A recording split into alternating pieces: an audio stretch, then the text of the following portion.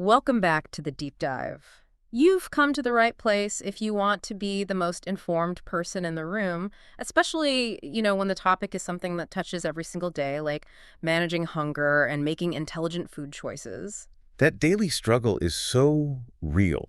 I mean, particularly for busy people, which is basically everyone these days. Yeah. We all know that scenario. Oh, yeah. You're traveling, you're on the clock, and the path of least resistance just leads you straight to, what, greasy fast food or something packed with hidden sugars. Absolutely. That tension between what's convenient and what's actually good for you is Yeah.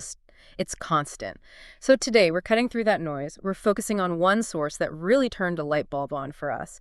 It's a detailed entry from a personal blog, kienmeng.org, Mm-hmm. titled Notes on Dieting, Part 112. And it's from a self-proclaimed software plumber, which I love.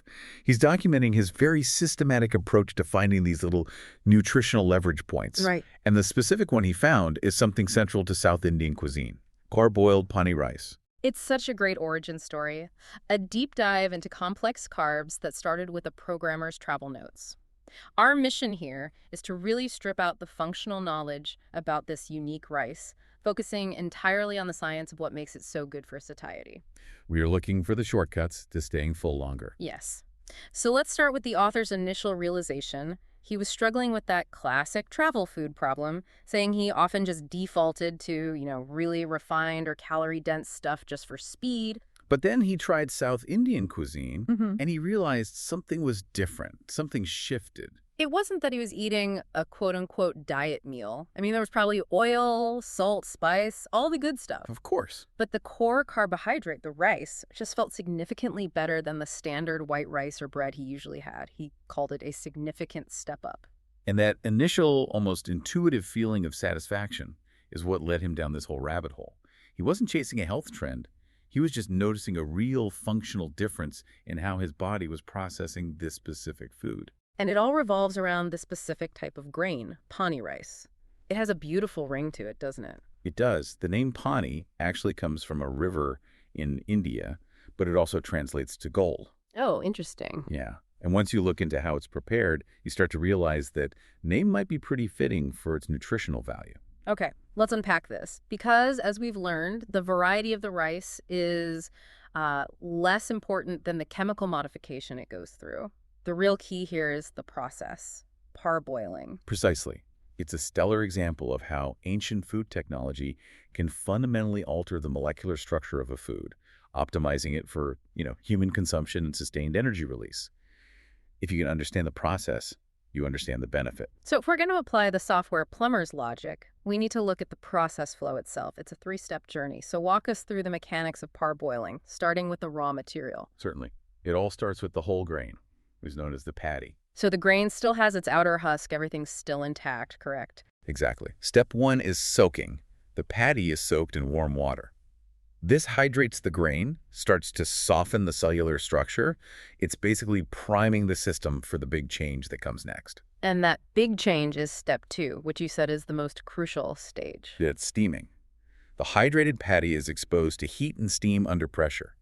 And this is the thermal processing step that does two critical things at the same time. And what are those two things? Well, the first is physical migration.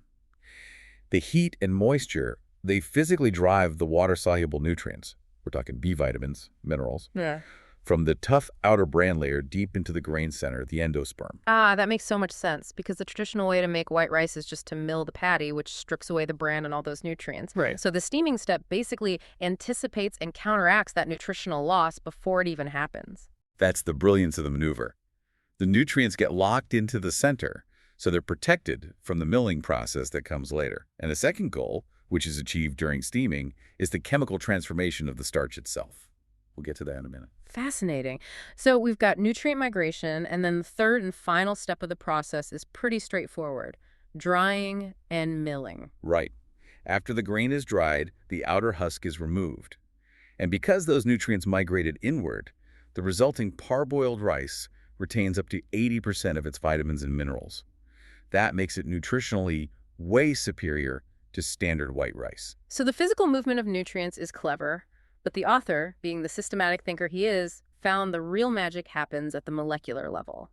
That's when he tasked an AI to compare white, parboiled, and brown rice. He needed to understand why he felt so satisfied, and that led him straight to the starch. The AI confirmed that the steaming process doesn't just shuffle nutrients around. It fundamentally changes the crystalline structure of the starch granules. So what does that look like chemically? Okay, so this is where we introduce the concept of gelatinization. When you apply heat and water, the starch granules in the grain, they swell up and they rupture. Mm. This makes the starch initially more digestible. Think of the difference between, say, raw potato starch and cooked mashed potatoes. Right. But it's what happens after this that's so important for satiety. The subsequent drying and cooling phase, that's where the longevity benefit kicks in, isn't it? It is.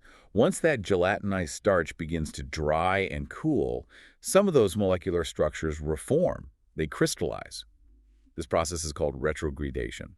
The starch molecules basically line themselves back up into a structure that is now much, much harder to break down. And that transformation gives us the central concept of this whole deep dive, Yeah. creation of resistant starch. Exactly. Specifically, parboiling is an excellent way to create what's called type 3 resistant starch, or RS3. And what's critical here is that the word resistant is literal.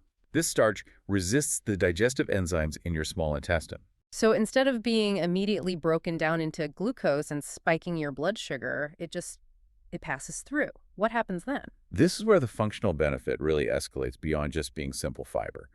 The RS3 travels, largely intact, to your large intestine. It essentially bypasses immediate calorie absorption. Okay. Once it's there, it acts as a really powerful prebiotic. It becomes food for your beneficial gut bacteria. And that's the link to sustained fullness. It's not just physical bulk in your stomach, it's an actual biological signal. Precisely. When your gut flora ferments that resistant starch, they produce compounds we call short-chain fatty acids, or SCFAs. SCFAs. And these SCFAs, particularly one called butyrate, do two critical things. First, they nourish the lining of your colon. Second, they signal the release of appetite-regulating hormones like PYY and GLP-1 to your brain. So the feeling of sustained satiety isn't just about, the slower breakdown of a carb. It's an active biological conversation between your gut and your brain, triggered by the fermentation of this resistant starch.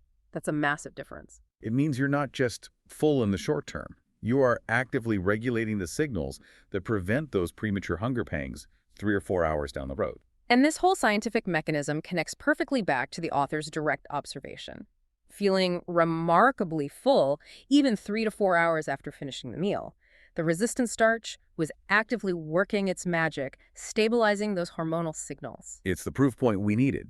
It shows that the process of parboiling offers its significant physiological advantage that conventional white rice, which has had its resistant starch potential, basically minimized. It just can't match it. So let's dig into that comparison the author started with the AI. If parboiled rice is so great, where does it sit next to the other heavy hitters, brown rice and white rice? We're always told brown rice is the gold standard for health. That's a great question, because we tend to label foods by color, right? Brown is good, white is bad. And look, brown rice is great because it retains the bran and the germ, so it's naturally high in fiber, vitamins, and minerals. Right, it's nutritionally dense. But some people find it kind of heavy, and it takes a lot longer to cook. That's true. And parboiled rice offers this unique hybrid benefit. Compared to white rice, it holds onto way more nutrients because of that inward migration we talked about. Okay. But compared to brown rice, while it might have slightly less sheer fiber content, its specific RS3 structure means it often has a lower glycemic index than either standard white rice or even some types of brown rice. So that's the key difference. Brown rice gives you more fiber by volume, but parboiled rice gives you a more powerful resistance to digestion, leading to that superior sustained satiety signal. Which means that if your primary goal is sustained fullness and blood sugar stability, a huge challenge when you're traveling or dieting parboiled rice might functionally outperform brown rice, even though brown rice, on paper, has a better overall micronutrient profile. It's all about leveraging a specific processing technique for a specific functional outcome. Let's bring this back to the real-world impact. The author made a point of saying that the entire South Indian meal might not have been strictly healthy because of, high oil content or other things. And that is a critical caveat to remember. We're not saying that eating a giant dish of parboiled rice is a perfect diet plan. But what this deep dive shows is that you can isolate the benefit. The satiety factor that the rice provides helps you manage your subsequent dietary choices. So, by choosing parboiled rice, you are setting yourself up for success later in the day. You're less likely to reach for a sugary snack or overeat at the next meal because your gut is still signaling fullness. It's like a foundational stability layer. Exactly. It minimizes that roller coaster effect you get from easily digestible carbohydrates. The systematic thinker in the source saw this as an engineering solution. You optimize the fuel source to extend the running time of the system. If we connect all these dots, we have this wonderfully clear chain of causality that you can apply immediately. We do. You start with the specific processing, soaking, and steaming the patty, which drives a chemical change. Starch gelatinization, followed by retrogradation. This gives you the crucial nutritional outcome, the creation of type 3 resistant starch. Right. And the final step is the clear consumer benefit. Enhanced satiety and sustained energy release, all driven by fermentation in the colon. So, what does this all mean for us? We started with a simple travel anecdote from a blog and ended up deep in the science of retrogradation and gut fermentation. We learned that parboiled ponni rice, through its ancient three-step preparation, creates a powerful form of resistant starch that dramatically boosts that feeling of sustained fullness compared to conventionally milled rice. And the fascinating aspect, building on the author's own inquiry into brown versus white rice, is that this knowledge shifts the way we think about food labels entirely. Yeah, we're trained to focus on these really simple categories. Now, White, brown, whole grain, it feels like a binary choice between less processed and highly processed. but this deep dive proves that we have to look beyond those simple labels.